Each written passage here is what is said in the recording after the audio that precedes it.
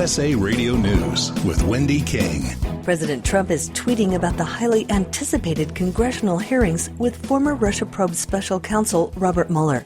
He says it's very unfair that a never-Trumper attorney will be allowed to help Mueller with his testimony. A House Judiciary spokesman says Mueller's longtime aide, Aaron Zedley, will be by his side, not as a witness, but as Mueller's counsel. House Intelligence Chair Adam Schiff said he was expecting such a request. Our intention is that Mueller do the testifying and not have someone else do it for him. Sources say Mueller has been practicing for the back-to-back hearings in which Republicans are sure to ask difficult questions about the origins of the Russia investigation and the conduct of the investigators. On Wall Street, the Dow is up 177 points. This is USA Radio News. FBI Director Chris Wray tells the Senate Judiciary Committee he won't comment on Mueller's investigation. In his testimony, he focused on national security and economic espionage threats. He tells the committee chairman, Lindsey Graham, about the two biggest threats to the United States. There is no country that poses a more severe counterintelligence threat to this country right now than China. And That's saying a lot. That is saying a lot. And I don't say it lightly. Who would be second? Probably Russia. The Washington Post is reporting that the Federal Trade Commission will allege that Facebook misled users about its privacy practices as part of an expected settlement. Facebook is accused of deceiving consumers about why it needed their phone numbers.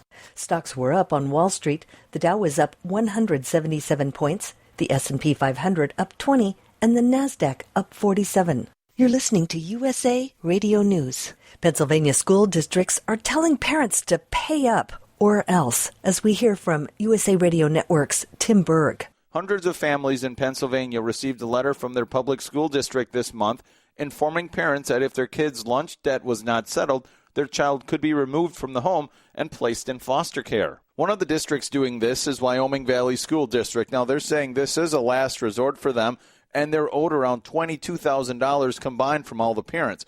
Now, all that being said, Larry Wingett, the pit bull of personal development, tells Fox News this isn't the way to handle it. Well, first of all, that's ridiculous. We're not going to take kids away from their parents because they're not paying their school lunch money. That's the dumbest thing I've ever heard, and they should have known better than to send that. I will say this. Pay your bills. Everybody, pay your bills. It's not a parenting issue. That's an integrity issue. You made a deal. You owe the money. You pay the money. Okay. But when the punishment is we're going to take your kids away and feed your kids peanut butter and jelly sandwiches, that's dumb. According to the New York Times, court documents show that an Ohio hospital paid the estate of astronaut Neil Armstrong $6 million to settle allegations that post-surgical complications led to the 2012 death.